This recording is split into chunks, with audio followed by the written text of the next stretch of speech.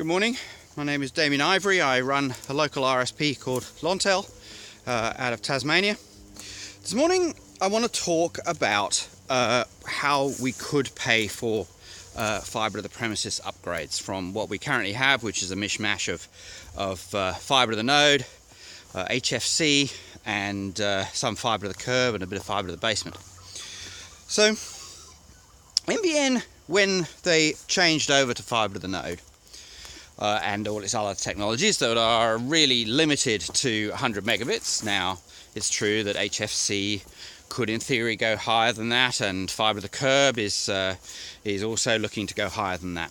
But you've got to remember that most of Australia is rolled out with fibre to the node, and they will never really achieve anything higher than 100 megabits. Now, NBN, and in fact even that 100 megabits is actually not really attainable by the vast majority. I can't remember exactly the figures, but many people can't get above 50. Many people can't even get above 25 on fibre to the node. So this very much affects NBN's revenue. However, it may actually be the source of how we fix it. So if you look at the way that NBN recovers its revenue, they charge higher amounts for higher speeds. When they change to fibre to the node, these higher speeds, certainly the ones above 100 megabits, are suddenly, essentially, NBN cannot sell them because there's no product to sell. Fibre to the premises will go to 250, 500 megabits, and even a full gigabit, and without an issue. Of course, these are significantly more expensive, and maybe residential people won't pay for these, but certainly businesses will. So let's imagine I ran a hotel. This is a 3-star hotel, so fairly basic, and really the amount I could charge per room was really not that high. And I can't charge anymore because it's only 3-star. So people who come to me, I say, oh, yeah, it's pretty basic, doesn't have its own bathroom, whatever. Somebody comes along and says, I've got some money to invest. I don't really want to run a hotel, but how about I pay to have your hotel upgraded to 5-star? We'll put in the hundreds of thousands, millions of dollars to upgrade the building, upgrade all the facilities, so that you now have a 5-star hotel, and you can charge now significantly more per room night for your hotel. But the deal is that you're getting, let's put some figures in there, let's say you're getting $150 a night for your 3-star hotel, and but now with 5-star you'll be getting $250, maybe even $300 a night. So, as an investor, I will put that money in to get your hotel upgraded, but you give me the difference between the revenue you're earning now and the revenue you get on the upgraded rooms. So, as a hotel owner, I'm kind of going, well, that's actually a pretty good deal because I don't have to find the money. I still get the revenue I'm getting right now. And there'll be some people who will come to my hotel that would not have otherwise come because they're looking for a 5-star room. So, and for the investor, it's great for them because they don't have to run a hotel. They just put the money in and they just sit back and watch the investment returns come in. So, a similar model could be used with the NBN.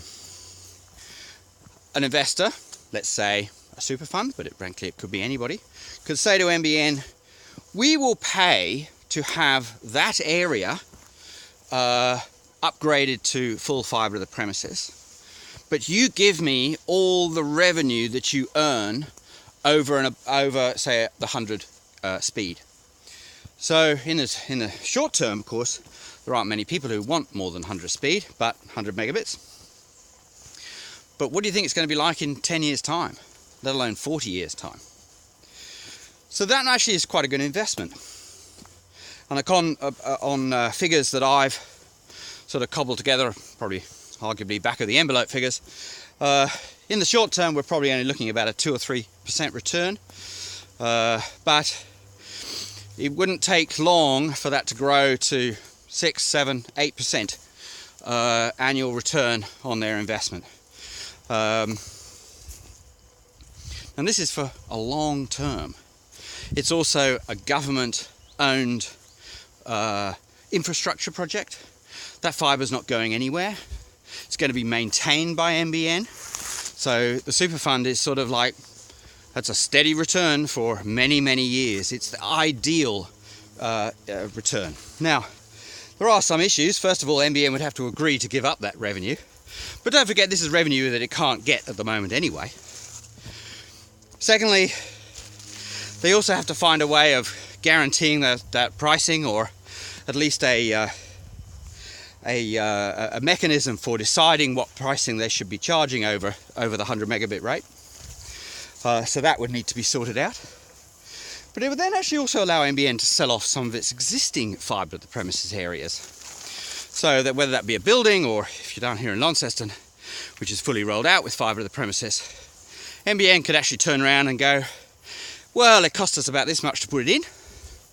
Somebody wants to have a look at the figures, what speeds are being ordered, and we'll sell it to you right now. So it's sort of almost a partial sale of NBN, which was always the goal in the first place, was to sell off NBN. But this might be the right combination of public and private ownership that might satisfy all the politics that currently goes on about the NBN. So that's an idea I floated to Michelle Rowland. I don't know how far it's got within government. Certainly it would be a change to the way the NBN is financed. But it might be our route to getting fibre to the premises over the long term. And it might sort out this problem that I talked about in another video of finding a way to do large area upgrades, because they're so much cheaper when you, on a per premises basis, when you do it that way, as opposed to individual premises. All right, there we go. That's my idea for upgrading, or paying for upgrading to fibre to the premises. See you in the next video.